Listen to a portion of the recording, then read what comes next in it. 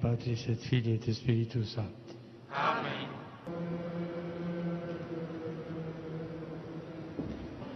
Come lui ha speso la vita per il Vangelo di Cristo, valicando nuovi confini e facendosi suo testimone nell'annuncio e nel dialogo, profeta di una Chiesa estroversa che guarda ai lontani e si prende cura dei poveri. Paolo VI, anche nella fatica e in mezzo alle incomprensioni, ha testimoniato in modo appassionato la bellezza e la gioia di seguire Gesù totalmente. È bello che insieme a lui e agli altri santi e sante odierni ci sia Monsignor Romero, che ha lasciato le sicurezze del mondo, persino la propria incolumità, per dare la vita secondo il Vangelo, vicino ai poveri e alla sua gente, col cuore calamitato di Gesù e dai fratelli. University of Florida student Lara Al-Qassem, who was barred from entering Israel under a law against pro-Palestinian boycotters, filed an appeal with Israel's High Court Sunday. Israeli officials cite her role as president of a small local chapter of the group Students for Justice in Palestine as the reason for keeping her out of the country. Al-Qassem had flown to Israel on October 2nd with a student visa, but was refused entry and has been in detention at the airport ever since. Her case has sparked a debate in Israel over whether democratic values have been compromised by a 2017 law that bars the entry of foreigners who publicly support anti-Israel boycotts. But Israeli Prime Minister Benjamin Netanyahu said his country is not the only democracy to deny entry to those it deems a risk. If you come in and you're virulently against America and you try to come into the United States, there's a good chance you won't be let in if people know that in advance. That's also true of many of the European democracies. It's true of the democracy called Israel. It's about the state abusing its power. Lawyers for Al-Qassem, who is of Palestinian descent, say she had stopped her activities in the pro-Palestinian group months before Israel's anti-boycott law came into effect. They say she agreed not to take part in any boycott while studying for her master's at Jerusalem's Hebrew University, which has sided with Al-Qassem. In the meantime, her deportation is on hold as Israel's top court prepares for the first hearing on her appeal this week. The hunt for the hundreds of people reported missing in the aftermath of Hurricane Michael, turning into a search for the dead on Sunday. U.S. officials say hope of finding more people alive on the Florida Panhandle is fading. Search and rescue, we have 1,700 people that have done their first pass, and they're 100% through their first pass. They're going back second and third time. Some buildings, they have to make them more stable before they can go through, so they're doing that. The hardest hit areas, including Mexico Beach and Panama City, are difficult to navigate through the wreckage. Reuters photographer Teres Sylvester is in Panama City. As I drive in from the west each morning, I see the storm damage gradually worsen. First there are torn signs and a few fallen trees, and then block after block where it seems that every single building has been damaged by the hurricane.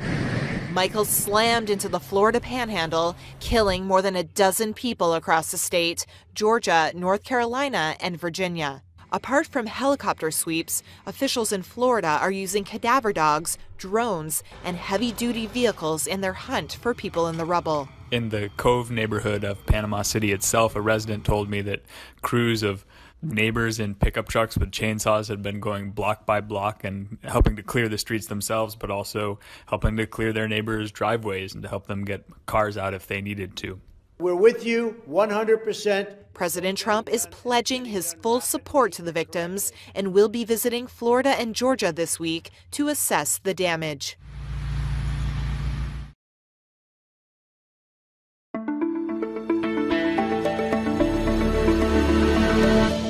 I've gotten to Panama City and I've met with and seen the drone images there from the Emergency Operations Center in Bay County.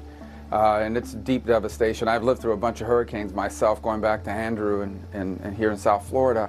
And what I saw in Panama City reminds me of Andrew. I mean, literally, I think the whole power grid has been shredded. My view is climate sea level rise, these are measurable things. You can measure that. So it's not even a scientific debate. At some point, it's just a reality debate. You can measure whether sea levels are higher than they used to be, warmer than used to be, and the like. As a policymaker, the fundamental question is, what can we do about it?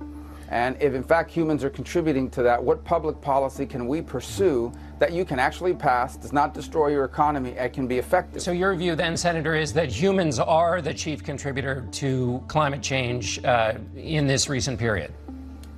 My view is that that's what a lot of scientists say. I think there are others that dispute what percentage of that is humans and not. I'm a policymaker. There's no way that I can ever debate with a scientist or people who spend their whole life on that. But do you accept their What I can debate finding? is public policy.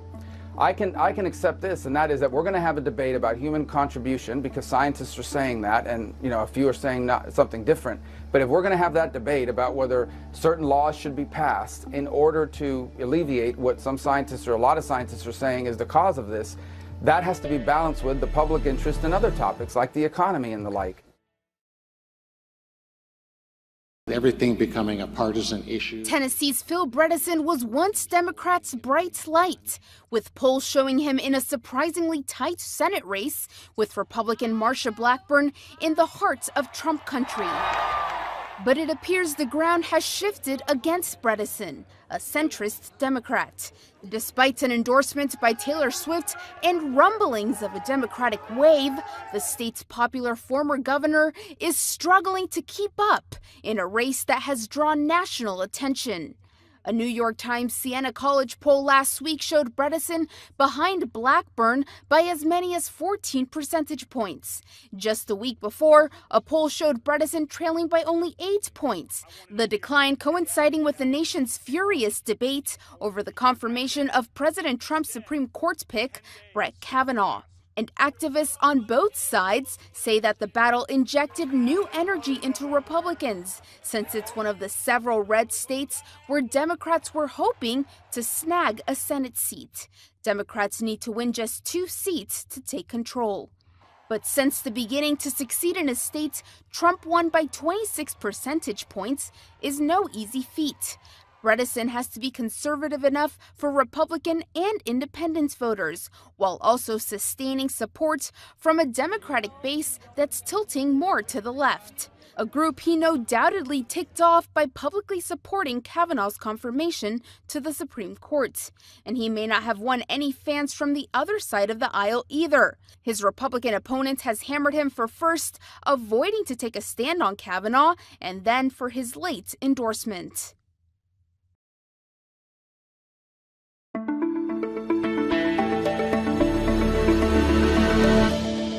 Out of hundreds and hundreds of people, some I could have not picked, I'm changing things around, and I'm entitled to. I have people now on standby that will be phenomenal. They'll come into the administration. They'll be phenomenal. More people going to go?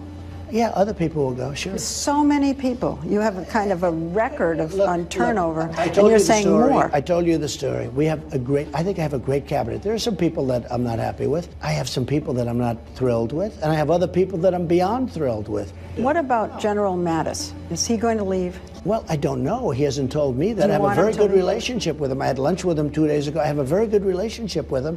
It could be that he is. I think he's sort of a Democrat, if you want to know the truth.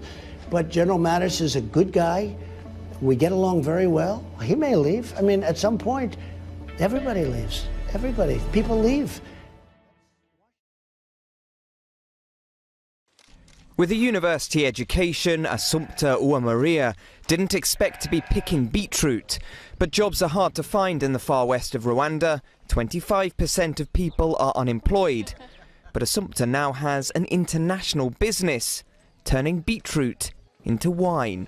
I realised that there were many people looking for jobs and there were no jobs. So I started thinking of doing something unique and innovative.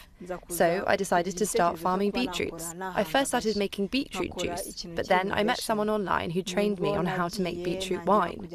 Rwanda is ranked as the 4th best country in the world for gender equality. 30% of businesses are owned by women. The production here may look basic, but Assumpta sells around 1,000 bottles every month, employing 17 people. And the Karisimbi wine has fans across the world. I have customers in Congo, Mozambique. I also found out that I have customers in Germany. I don't know how my wine got there, but they told me that they tasted my wine and started ordering from me afterwards. Some of them even came all the way here to see me and buy my wine. Beetroot is a common ingredient in Rwandan cooking, and at $8 a bottle, the rich and earthy wine has become a favourite in bars across the capital, Kigali. With Rwandans and seemingly non-Rwandans developing a taste for beetroot wine, Assumpta says she hopes to double production by next year. You're up to date. For more, download the Reuters TV app on your mobile or streaming device.